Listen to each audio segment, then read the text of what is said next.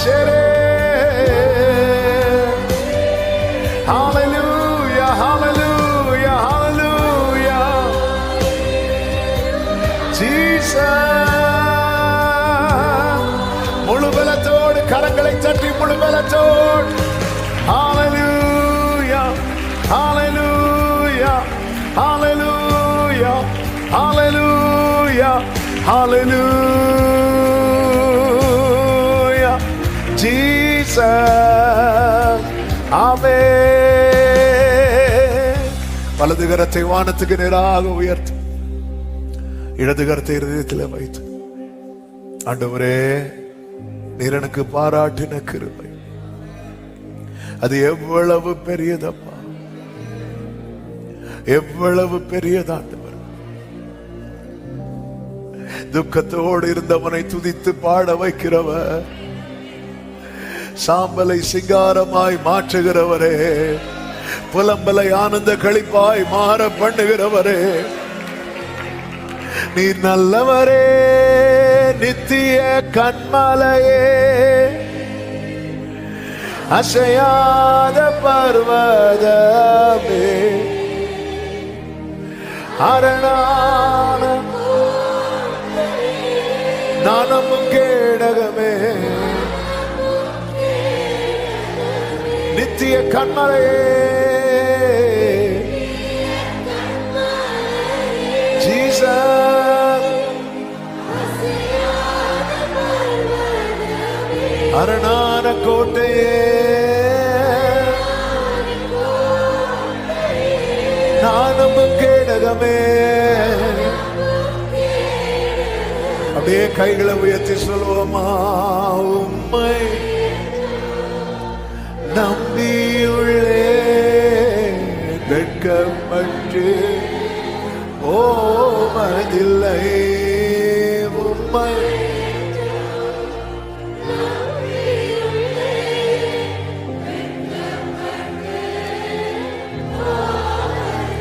லோரே வெட்கப்பட்டு வெட்கப்பட்டு உங்க கிருபைக்காக நன்றி தாழ்த்துகிறோம். தொடர்ந்து எங்க கூட பேசுங்கப்பா, மீட்பு நாமத்தில் பிதாவே, ஆமென். அப்படியே உட்கார்ந்து கொள்வோம். கர்த்தர் நல்லவர். ஹல்லேலூயா. இயேசுவின் நாமத்திலே உங்களை ஒரு விசை கூட வாழ்த்துகிறேன். ரோமருக்கு எழுதின நிருபம் 12வது அதிகாரத்தை எடுத்துக்கொள்வோம். ரோமர் 12 அதனுடைய 11வது வசனம்.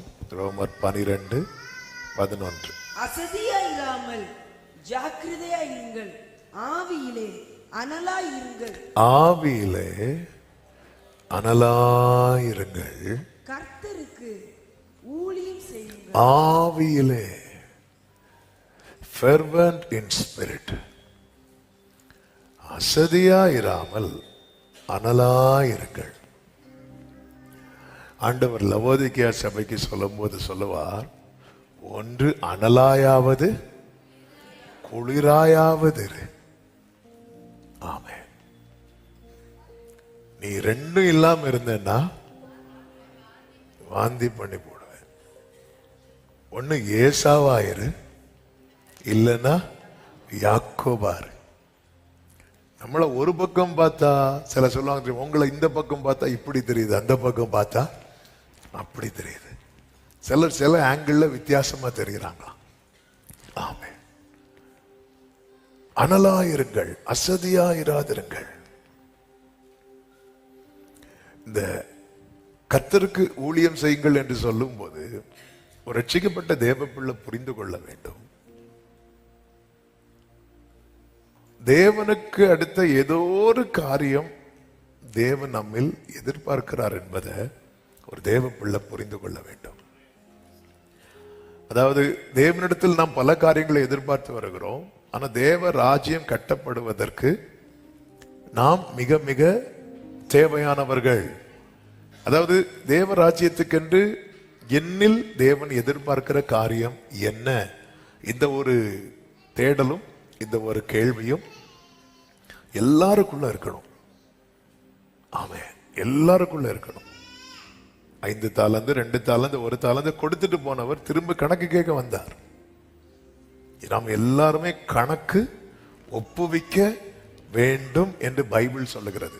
நமக்கு கொடுக்கப்பட்ட நாட்கள், நமக்கு கொடுக்கப்பட்ட நேரம், நமக்கு கொடுக்கப்பட்ட தருணம், நமக்கு கொடுக்கப்பட்ட வசதி வாய்ப்புகள், இது எல்லாத்துக்கும் பின்னாக இருக்கிற பர்பஸ் என்ன? நமக்கு கொடுக்கப்பட்ட வாழ்க்கை நோக்கம் என்ன? உலர்ந்த எலும்பு நிறைந்த பள்ளத்தாக்குல எசேக்கியேலை கொண்டு போய் நிறுத்தினதுக்கு ஒரு நோக்கம் இருக்கிறது. எல்லாவற்றுக்கும் பின்னாக ஒரு நோக்கம் இருக்கிறது. ஆமென். இது அசதியா இருக்கிறவர்களால கிரகிக்க முடியாது, புரிந்து கொள்ள முடியாது. அனலாய் இருக்கிறவர்களால் மட்டும்தான் செயல்பட முடியும். கொலோசியர் 1வது அதிகாரம் 29வது வசனத்திலே பவுல் இப்படி சொல்லுகிறார், அதற்காக நான் எனக்குள்ளே வல்லமையாய் கிரியை நடப்பிக்கிற அவருடைய பலத்தின்படி போராடி பிரயாசப்படுகிறேன். இந்த வசனத்தை எல்லாரும் சேர்ந்து வாசிக்கலாமா?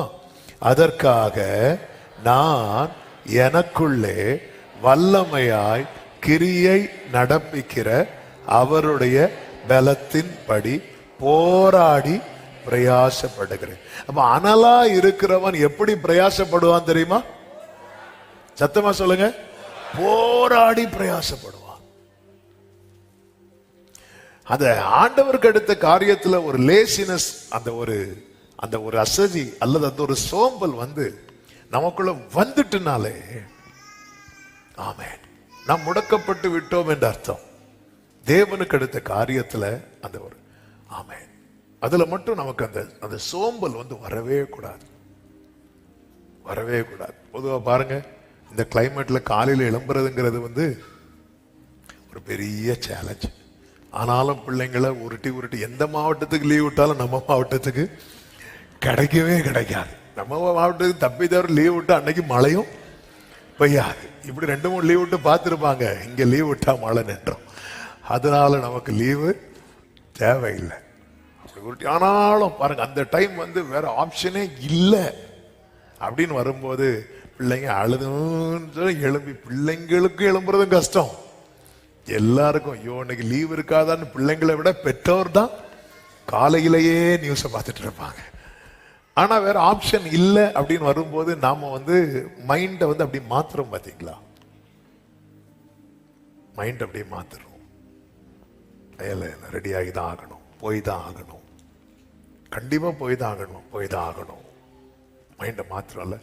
மைண்டை மாற்றும் போது நமக்குள்ள நம்மில் அந்த ஒட்டி இருக்கிற அந்த அந்த அந்த சோம்பல் இருக்குல்ல, அதை நம்ம வந்து என்ன பண்ணுகிறோம் தெரியுமா? அதை களைந்து போடுகிறோம். இப்படி தேவனுக்கு அடுத்த காரியத்துல இந்த சோம்பல் வந்து ஈஸியா ஒட்டி கொள்ளும். ஜெபிக்கலான்னு வரும்போது அப்படி ஒரு தூக்கம் வரும். நம்ம உடனே என்ன பண்ணுவோம் தெரியுமா? இன்னைக்கு லீடிங் இல்லைன்னு சொல்லி நம்ம வந்து லீடெல்லாம் கலத்தி வச்சுட்டு நம்ம தூங்கிடுவோம்.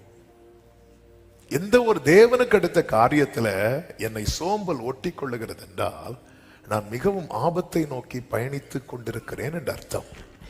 பவுல் சொல்லுகிறாரு, நான் போராடி பிரயாசப்படுகிறேன். நான் போராடி பிரயாசப்படுகிறேன். எனக்குள்ளே வல்லமையாய் கிரியை நடப்பிக்கிற அவருடைய பலம். ஆமா, நாம எல்லாருமே ரட்சிக்கப்பட்ட தேவ பிள்ளைங்க. ஆண்டவருடைய பலன் நமக்குள்ள இருக்கிறது. ஆனா நமக்குள்ளே அது கிரியை நடப்பிக்கிறதா? நாம் அனலா இருப்போம் என்றால் நமக்குள்ளே அவருடைய வல்லமை கிரியை செய்யும். நாம் அசதியா இருப்போம் என்றால் அவருடைய வல்லமை நமக்குள்ளே கிரியை செய்யாது. எனவே தான் வேதத்தில் சொல்லப்பட்டிருக்கிறது, ஆவியை என்ன செய்யாதிருங்கள்? அவித்து போடாதிருங்கள். அதை அணைச்சி போட்டுறாதீங்க.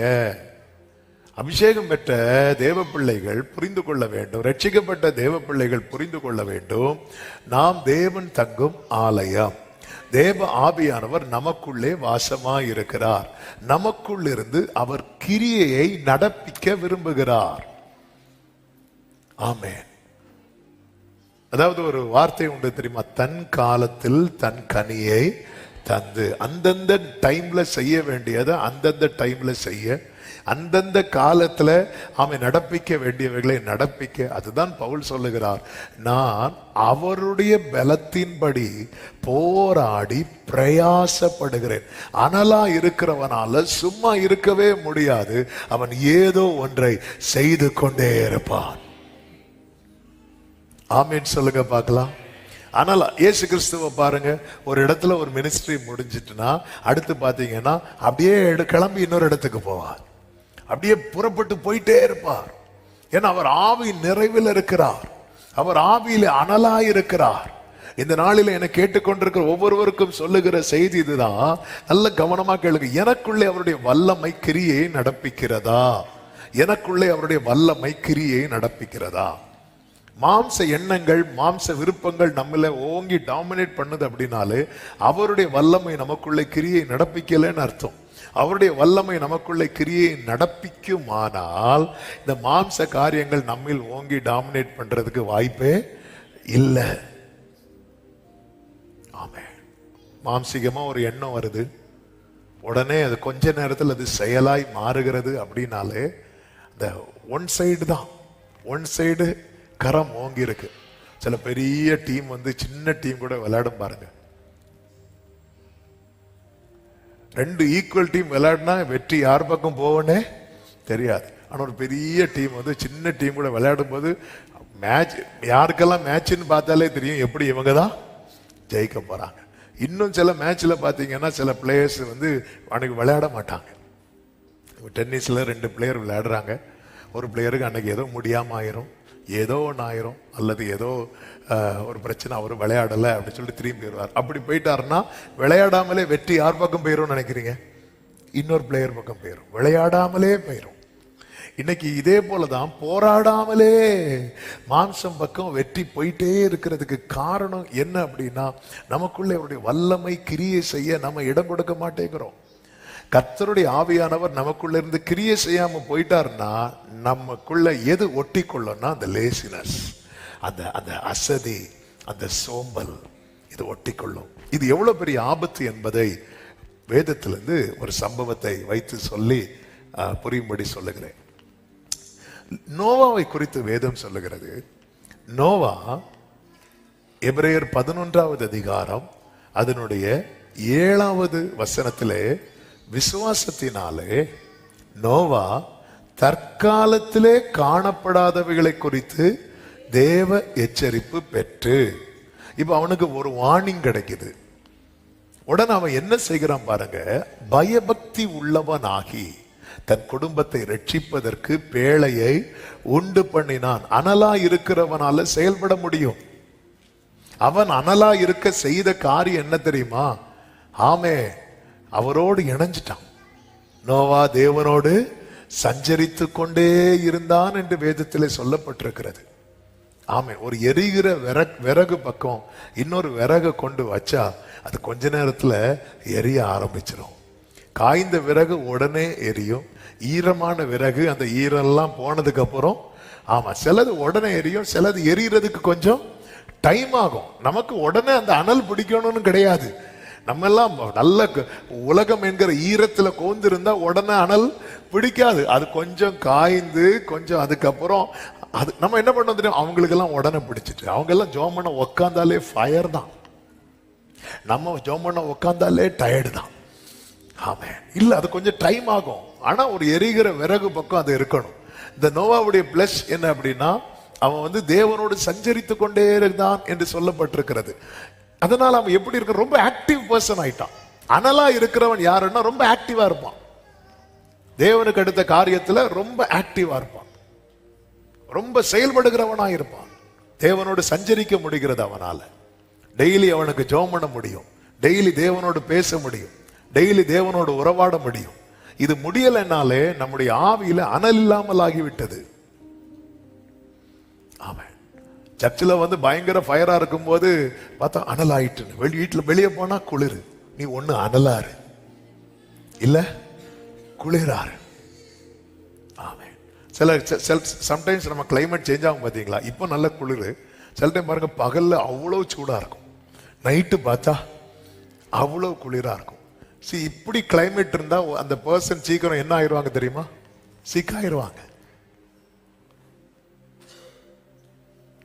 நோவாவால ஆக்டிவா செயல்பட முடியுது. ஒரு எச்சரிப்பு, அவனுக்கு ஒரு வார்னிங் கிடைக்குது. ஆக்டிவா செயல்பட்டு என்ன பண்றான் அப்படின்னா ஒரு பேழையை உண்டு பண்ணிட்டான். அனலா இருக்கிறவன் துரிதமாய் செயல்படுவான், துரிதமாய் செயல்படுவான். அந்த குடும்பம் காக்கப்பட்டது. காக்கப்பட்டது மட்டுமல்ல, அது அழிவிலிருந்து மீட்கப்பட்டது. தேவனுடைய ஆசீர்வாதத்தை பெற்று தேசமெங்கும் பரம்பிட்டு. இன்னொருவனை குறித்து சொல்லுகிறேன். அவன் பெயர் ஏலி. நோவா எப்படி தேவ எச்சரிப்பை பெற்றானோ அது போலவே ஏலியும் தேவ எச்சரிப்பை பெற்றான்.